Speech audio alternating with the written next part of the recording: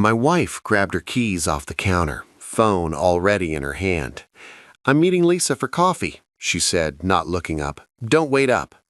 "Sounds good," I said. "Tell her I said hi." She was out the door before I finished the sentence. I went back to my laptop, trying to focus on work emails, when my phone buzzed. Text from Greg, Lisa's husband. "Hey man, want to come over and watch the game while the girls are out? Got beer and wings."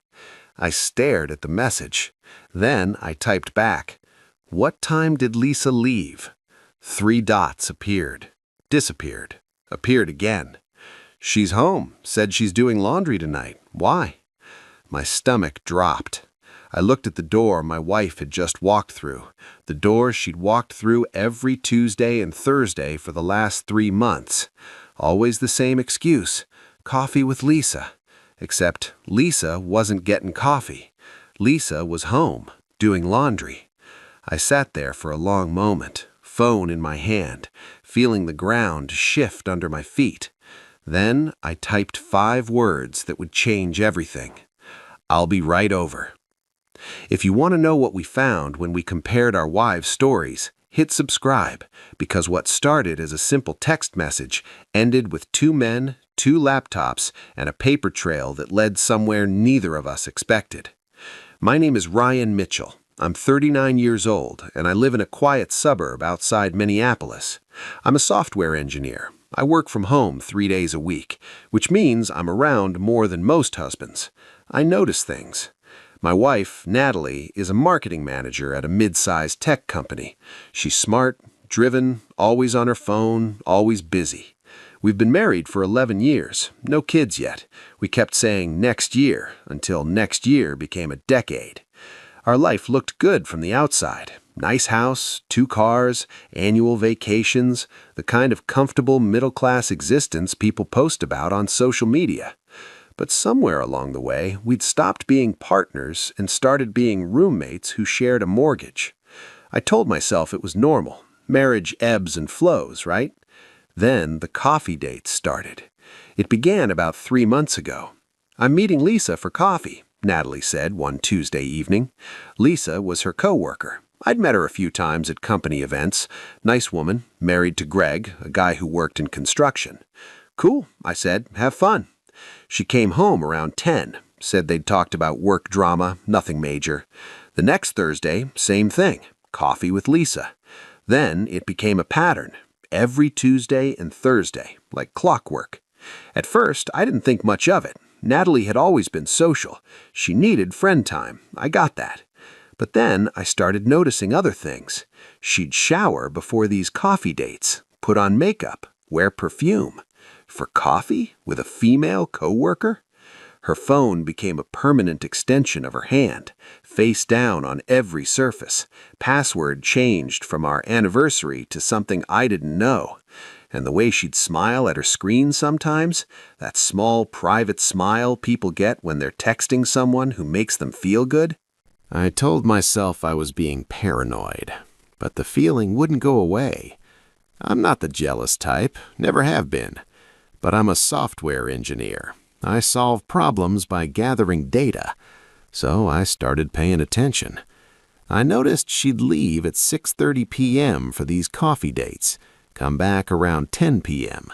3.5 hours for coffee. I noticed her car's mileage. The coffee shop she claimed to go to was 4 miles away, round trip 8 miles. But her odometer was showing 20, sometimes 30 extra miles on coffee nights. I noticed her credit card statements. No charges from coffee shops on Tuesdays or Thursdays. But there were charges from restaurants I'd never heard of, hotels in downtown Minneapolis. I didn't confront her. Not yet. I just kept collecting data. Greg and I weren't close friends, but we were friendly. We'd see each other at company barbecues, wave across the parking lot at the grocery store, exchange the usual "how's it going" pleasantries. He seemed like a good guy, straightforward, the kind of man who worked hard, loved his wife, and didn't overthink things. I'd never thought to reach out to him before, But that Tuesday night, when Natalie walked out the door claiming she was meeting Lisa, and Greg texted me asking if I wanted to watch the game while the girls were out, something clicked. I grabbed my keys and drove to Greg's house. Greg lived 15 minutes away in a similar subdivision. Cookie-cutter houses, manicured lawns, the American dream in vinyl siding. He opened the door with a beer in hand and a confused smile. "That was fast. Game doesn't start for another hour." "Yeah," I said, stepping inside. "We need to talk first." His smile faded. "Everything okay?" I pulled out my phone and showed him the text exchange. He read it, frowned. "I don't understand. Lisa's upstairs folding laundry right now." "Can you ask her to come down?" "Ryan, what's going on?" "Just please." He called up the stairs. "Lisa, can you come here for a sec?" Lisa appeared at the top of the stairs, in sweatpants and an old t-shirt, laundry basket on her hip. "What's up?" she asked. Greg looked at her. "Natalie told Ryan she was getting coffee with you tonight." Lisa's face went blank. "What? No, I haven't seen Natalie outside of work in weeks." The room went very quiet. Greg turned to me slowly. "How long has she been saying this?" 3 months, I said. "Every Tuesday and Thursday." Lisa came down the stairs, set the basket down. "Ryan, I swear I haven't been meeting her for coffee. I don't know what she's doing, but it's not with me." Greg's face had gone hard. "Show me your phone." "Greg?" "Show me your phone, Lisa." She handed it over. He scrolled through her messages, her call log. Then he looked up at me. Nothing. No texts, no calls to Natalie outside of work hours. We stood there, 3 people in a living room, all realizing the same thing at the same time. Our wives were lying. But if they weren't together, where were they? Greg grabbed his laptop. "What's Natalie's email?" I gave it to him. He opened a browser, pulled up a people search site he used for work background checks. "If she's using credit cards, we can cross-reference locations," he said. Lisa sat down next to him. "Greg, maybe we should just what?" he snapped. "Pretend we didn't just catch them both lying?" She went quiet. I pulled out my own laptop, logged into our shared credit card account, the one Natalie didn't know I monitored. "Here," I said, turning the screen toward them. "These are charges from the last 3 months, every Tuesday and Thursday." Greg leaned in, started reading. His face changed with each line. "The Marquette Hotel, downtown Minneapolis. Julia's, Italian restaurant, same area. Another hotel charge, different name, same neighborhood." He looked at me. "Ryan, these are all on the same nights Lisa told me she was working late." My chest tightened. "What?" Lisa's face had gone pale. "Greg, I can explain. Were you working late?" he asked, voice deadly calm. Some nights, yes, but which nights?" She couldn't answer. Greg pulled up his phone, started scrolling through his own credit card statements. "Charges I didn't recognize," he muttered. "I asked you about them. You said work dinners, client meetings. They were on Tuesdays and Thursdays," he finished. "The same nights Natalie was supposedly with you." The pieces were falling into place, and the picture they made was ugly. We spent the next 2 hours cross-referencing everything: credit card statements, phone records, mileage logs. Greg had access to Lisa's phone location history through their shared family plan. I had access to Natalie's through a Find My Phone app we'd set up years ago for emergencies. We pulled up maps, overlaid the data. Every Tuesday and Thursday for the last 3 months, both women had been in the same location. Not a coffee shop, not each other's houses. The Marquette Hotel, downtown Minneapolis. Different rooms, different floors, but the same hotel, the same nights, the same hours. Greg sat back, face blank. "They're not together." "No," I agreed. "They're both—" He didn't finish the sentence. He didn't have to. Lisa had been standing in the doorway, arms crossed, face streaked with tears. "It's not what you think," she whispered. Greg didn't look at her. "Then what is it?" I made a mistake. It was just, how long? Greg, how long?" She swallowed. 4 months. The number hit like a fist. Greg stood up, walked to the window, stared out at nothing. "Who is he?" he asked. "It doesn't matter. Who is he?" "Someone from work," she said quietly. "It's over now. I ended it last week, I swear." "Last week," Greg repeated. "So all those times you said you were working late." She didn't answer. He turned to face her. "Get out." "Greg, please." "Get out of my house." "This is my house, too." "I don't care," he said, voice shaking. "I don't want to look at you right now. Go to your sister's. Go to a hotel. I don't care. Just get out." She grabbed her purse and left. The door closed. Greg and I sat in silence. Finally, he looked at me. "What are you going to do?" "I don't know," I admitted, "but I need to know who." He nodded. "Me too." We went back to the laptops. It took another hour, but we found them. Lisa's phone record showed repeated calls to a number we didn't recognize. Greg reverse searched it. A name popped up.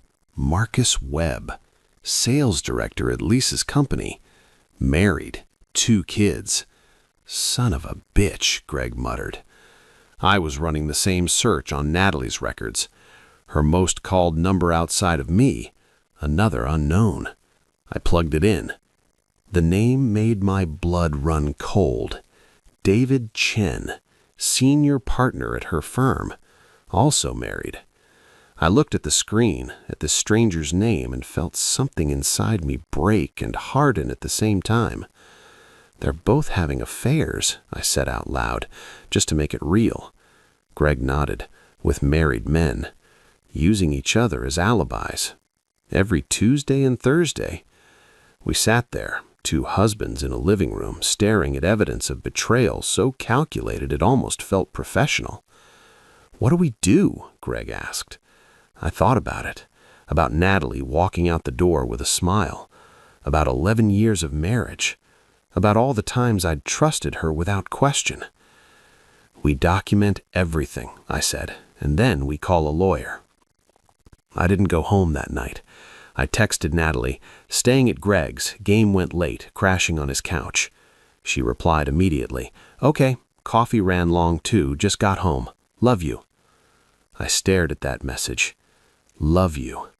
2 words that used to mean something. Now they just felt like part of the script. Greg and I stayed up until 3 a.m. organizing everything into a shared folder. Bank statements, phone records, hotel charges, location data, screenshots of text messages. We built a timeline, color-coded, cross-referenced. By the time we finished, we had a case file that would make a prosecutor jealous. "I'm calling a lawyer first thing in the morning," Greg said. "Me too." We sat in silence for a while. Then Greg asked the question I'd been avoiding. "Do you still love her?" I thought about it, really thought about it. "I don't know," I said honestly. "I love who I thought she was, but that person, I don't think she exists anymore." He nodded. "Yeah.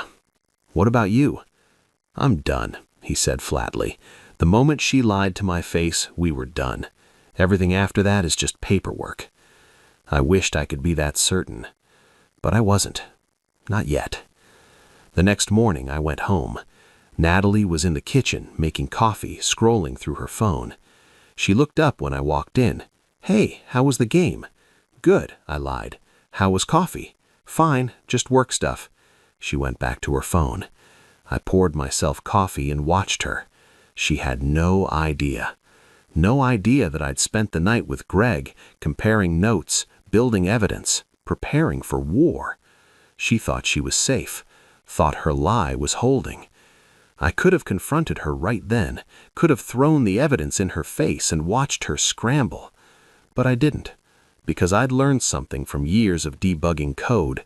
You don't fix a problem until you understand the whole system. and I didn't understand the whole system yet. So I smiled, kissed her on the cheek, and went to my office to call a lawyer. The lawyer's name was Jennifer Park.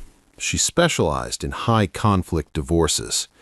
I laid out everything: the timeline, the evidence, the hotel charges. She listened without interrupting. When I finished, she leaned back in her chair. "This is one of the more clear-cut cases I've seen," she said. "Documented adultery, financial deception, coordinated lying. In Minnesota, that matters." "How?" "Minnesota is a no-fault state, but adultery can still impact asset division and spousal support.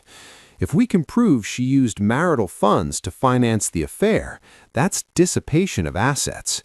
The court can make her reimburse you." "How much are we talking?" She pulled up a calculator, started adding up the hotel charges, restaurant bills, everything we'd flagged. "Roughly $18,000 over 4 months. I felt sick. She spent $18,000 on another man? On the affair, yes. Hotels, dinners, gifts probably. We can argue she owes you half of that back. What about the house? Depends. Is it jointly owned? Yes. Then it's marital property. But given the circumstances, we can argue for a favorable split, maybe 60-40 in your favor." She paused. "There's one more thing. If you want to pursue this aggressively, we can subpoena her lover's financial records, see if he contributed to any of these expenses. If he did, we can go after him too." I thought about David Chen, senior partner, probably made 3 times what I did. "Let's do it," I said. That Thursday, Natalie announced she was meeting Lisa for coffee again. "Sounds good," I said. "Tell her I said hi." She left at 6:30. At 6:45, I texted Greg. She just left. He replied, "Lisa too, same lie." We'd planned this. At 7 p.m., we both drove to the Marquette Hotel, parked across the street, waited. At 7:23, Natalie's car pulled into the parking garage. At 7:31, Lisa's car followed. Greg and I sat in his truck, watching the entrance. "You ready for this?" he asked. "No," I said, "but let's do it anyway." We walked into the lobby. The Marquette is one of those boutique hotels that tries too hard. Exposed brick, Edison bulbs, a bar that serves $18 cocktails. We walked to the front desk. Greg leaned on the counter. "Hey, we're supposed to meet our wives here. Can you tell us what rooms they checked into?" The clerk looked uncomfortable. "I'm sorry, sir. I can't give out guest information." Greg pulled out his phone, showed her a picture of Lisa. "This is my wife. She checked in about 10 minutes ago." The clerk's face softened. "Sir, I really can't." "Please," Greg said. "I just need to know if she's here." The clerk hesitated. Then, quietly, "Room 412. I showed her Natalie's picture. "What about her?" Another pause. "Room 508. Greg and I looked at each other. Different rooms, different floors. We took the elevator up. We got off on the 4th floor first. Room 412 was at the end of the hall. Greg stood in front of the door, raised his hand to knock, then stopped. "What if I'm wrong?" he whispered. "What if there's an explanation?" "There's not," I said. "But what if—" "Greg, knock on the door." He knocked. Silence. Then footsteps. The door opened. A man stood there, mid-40s, dress shirt unbuttoned, holding a glass of wine. Not Lisa. "Can I help you?" he asked. Greg's voice was steady. "Is Lisa here?" The man's face changed. "Who are you?" "Her husband." The color drained from his face. Behind him, we heard a woman's voice. "Marcus, who is it?" Lisa appeared in the doorway, saw Greg, froze. "Greg, get your things," he said. "We're leaving." "Greg, please, let me explain." "Now." She grabbed her purse, walked past Marcus without looking at him. Greg turned to Marcus. "If you contact my wife again, I'll make sure your wife knows everything." Marcus said nothing. We left. In the elevator, Lisa was crying. "Greg, I'm so sorry." "Save it," he said. "It's over, I swear. I ended it. You ended it last week, but you're here tonight." She had no answer for that. The elevator doors opened on the 5th floor. "Go wait in the truck," Greg told her. She left. Greg looked at me. "You sure you want to do this?" "Yeah," I said. We walked to room 508. I knocked. The door opened. A man in an expensive suit, graying hair, confident smile that died when he saw my face. "Can I help you? Is Natalie here?" His smile vanished completely. "Who are you?" "Her husband." Behind him I heard her voice. "Ryan?" She appeared in the doorway, hair down, makeup smudged, wearing a hotel robe. We stared at each other. "Get dressed," I said. "We're leaving." "Ryan, this isn't—" "Get dressed." She disappeared into the room. I turned to David Chen. "You're married, right?" He said nothing. "Kids?" Still nothing. "I'm filing for divorce tomorrow," I said, "and I'm naming you in the petition, so you might want to get your story straight before your wife asks questions." His face went pale. Natalie came out, fully dressed, purse clutched to her chest. She walked past me without a word. The drive home was silent. Natalie sat in the passenger seat, staring out the window, tears streaming down her face. I didn't say anything, didn't ask questions, didn't yell. I just drove. When we got home, she finally spoke. "Ryan, I'm so sorry." "Don't. Please, let me explain." "There's nothing to explain," I said. "I know everything. The hotel, the charges, the lies, all of it." She went pale. "How?" "Lisa's husband texted me, asked if I wanted to watch the game while you two were out for coffee." The realization hit her. "Oh my God." "Yeah." She covered her face with her hands. "Ryan, please." "I've already talked to a lawyer," I said. "I'm filing tomorrow. You can stay here tonight, but I want you out by the weekend." "Ryan." "I'm done, Natalie." She sobbed. "It was a mistake. It didn't mean anything." 4 months, I said. $18,000. That's not a mistake. That's a choice. I walked to the bedroom, started packing a bag. "Where are you going?" "Hotel." "Ryan, this is your house." "I don't want to be here right now." I grabbed my bag and left.